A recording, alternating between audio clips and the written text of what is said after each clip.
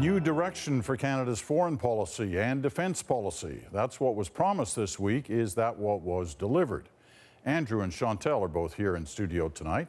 Let's start by showing you how Global Affairs Minister Chrystia Freeland set up her announcement this week. The United States has truly been the indispensable nation, Mr. Speaker, for their unique 7 decades-long contribution to our shared peace and prosperity. The fact that our friend and ally has come to question the very worth of its mantle of global leadership puts into sharper focus the need for the rest of us to set our own clear and sovereign course. All right, so is that what happened? Did we set our own clear and sovereign course this week? Well, they certainly, I'm struck by the language, has been the most indispensable nation. What they were certainly outlining was a fairly stinging critique of where Donald Trump has taken the United States, not just of withdrawing from the world, but, or even turning its back on it, but in some cases actually threatening some of these very important multilateral institutions that have been built up over, as she said, the 70 years. And it was certainly a sense of the rest of the civilized world, the major powers, are going to have to get their act together now. The glue in the international order is not going to be the United States, at least while Donald Trump is there. And there was some suggestion that, yes, there were opportunities for Canada to step up and play not the leadership role, but a helpful role in that regard.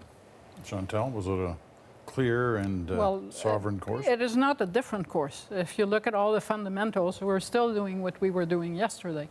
And a year ago, most of what was in that speech wouldn't have made it in the speech because it was taken for granted, and it was also U.S. policy.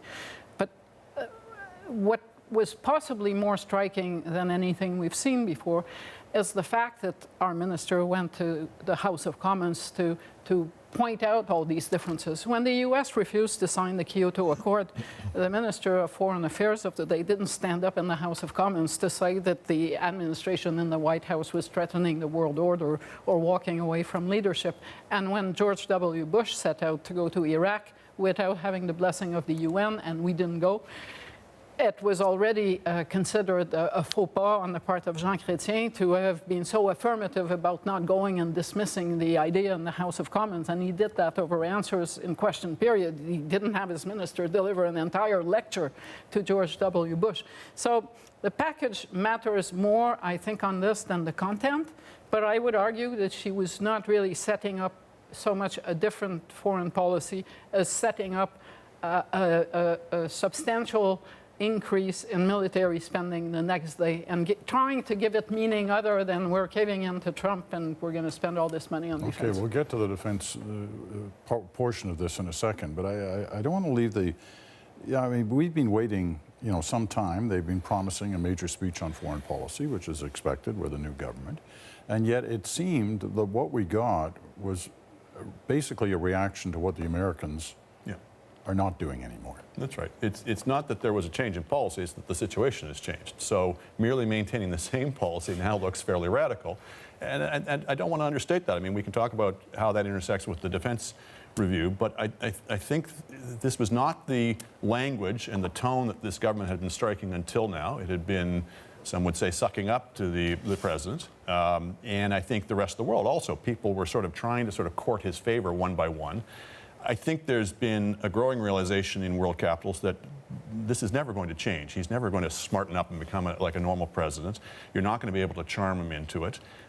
And that there's some real dangers here. When he goes and says, well, Article 5 is not necessarily, the collective defense provision of NATO is not necessarily sacrosanct, then the rest of that organization has to think, okay, how do we adjust to that? I will say I think the timing is not coincidental. That I think there's a sense and a reality that Trump is greatly weakened as a president. If he were at 60% in the approval ratings, we'd be having a very different conversation. But he's now down in the 30s, and we're all watching the Comey testimony.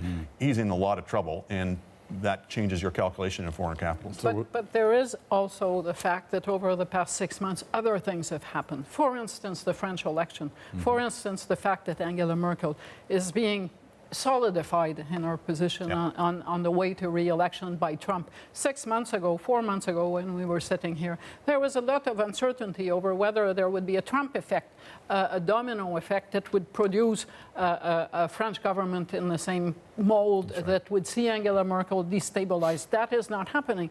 He has actually solidified Western Europe, this president, over the course of the past few months, and has realistically given Canada and Justin Trudeau some friends at the table who weigh more than we do.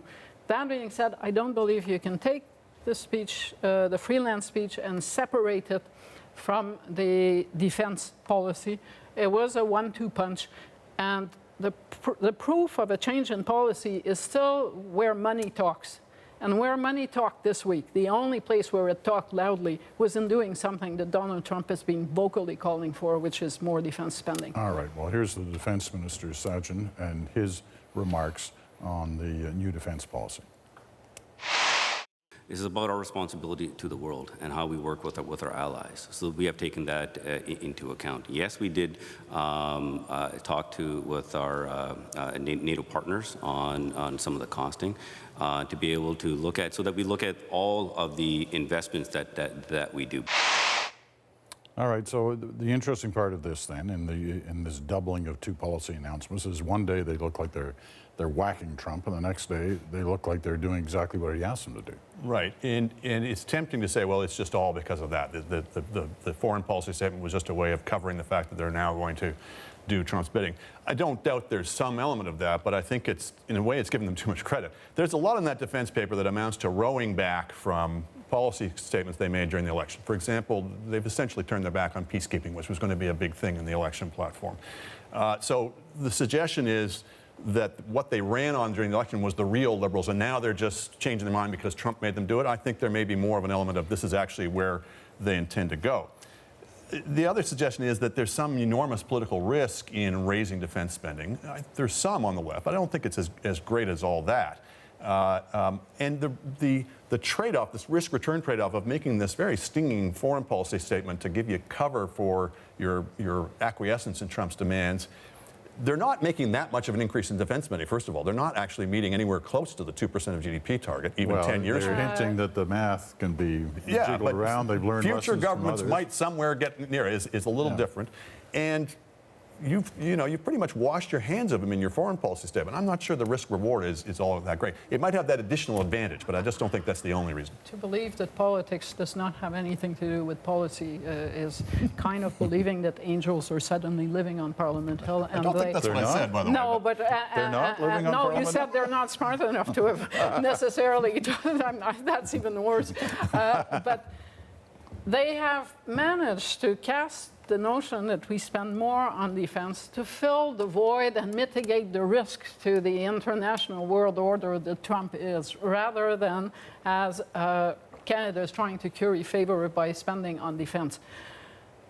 That being said, they have not budgeted for this spending. We are still waiting to see a budget track to anything except larger deficits, and they have actually not committed to spending all that much money until they are re-elected and then re-elected. Right. And they are hardly the first government to do that. But the difference between them and the Conservatives is they certainly did not campaign on doing this, and it was not on their radar until January.